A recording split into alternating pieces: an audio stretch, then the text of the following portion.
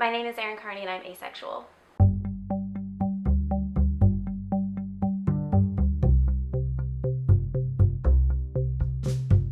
Whenever I first started college, I was questioning whether or not if I was gay, straight, or whatever, because I never really felt any kind of sexual attraction to anybody. Whenever I was in high school, I would pretend to have crushes on guys just to kind of be in the scene, like, oh yeah, I totally like this guy, or whatever. But it never really felt genuine, and never really felt like who I was. So I questioned a lot of the time, what if I'm a lesbian? And so when I started college, I was part of the Gay Straight Alliance. At Orlando Pride in 2008, I felt a lot of acceptance, a lot of compassion. I felt this is definitely where I need to be, even though I wasn't quite sure what my role was just yet in the community.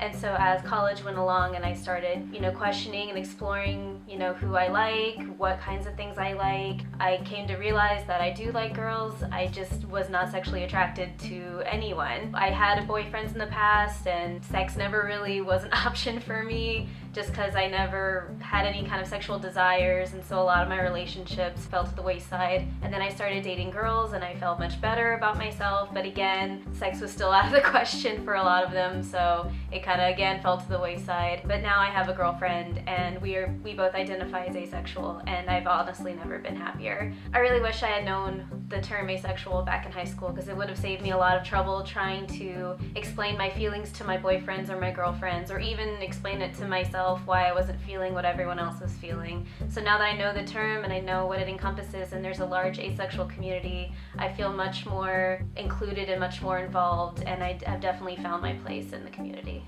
I'm a very religious person. I was raised Catholic and I continue to want to be Catholic in my life. I always feel uncomfortable whenever I'm in church, and especially like with the recent news about gay marriage equality, I was really nervous about going to church and hearing what everyone had to say. And I was in Jacksonville at the time when the news broke out that gay marriage was now a nationwide law.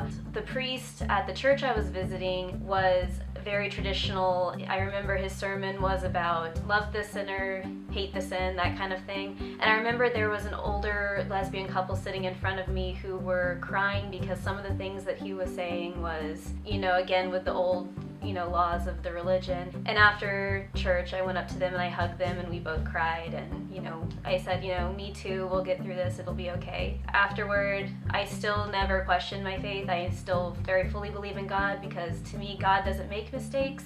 He made me this way for a reason. When I stopped listening to what people had to say in the Christian or Catholic community about how I was going to hell for being who I am, or how my relationship with my girlfriend is demoralizing the American society, I just stopped listening, and honestly, I've never felt better. My relationship with God has never been better.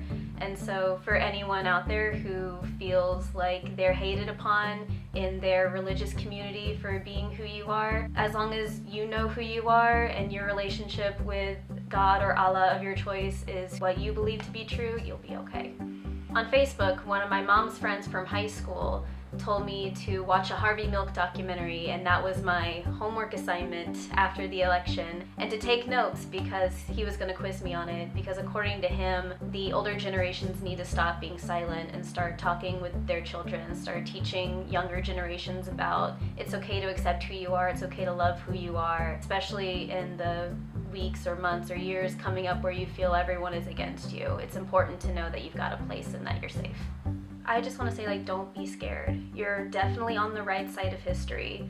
Decades ago, interracial marriage was looked down upon. There was a lot of things that were looked down upon, but we've come so far and we're going to keep going far, and the more we talk about it, the more we listen, the more we understand, the more accepted I feel like we will be in the years coming up. Don't ever question if you're on the wrong side of history, and don't be scared about what can happen to you. You have a large community here to protect you, and as the years go on, more people will come to understand that there's absolutely nothing wrong with you, that you are completely normal, and that everything is going to be okay. So if you're like me and you think that you're asexual or even aromantic, where you don't want to have a partner and you want to be single the rest of your life, If you've ever heard that you don't belong in the community for feeling that way, it's okay. You absolutely do belong, because once I found my people in the community, my life has been so much happier. It's been more easygoing, and I've had a new outlook on life, and I've been much more upbeat and positive. Yeah, people might tell you you don't belong here, or you're not really gay, or you're not really straight, or whatever. You're just an ally. No, if you feel like you are different, and if you feel like you're still questioning, if you feel like you don't know what to feel, you're definitely part of the community, and we will love you with open arms.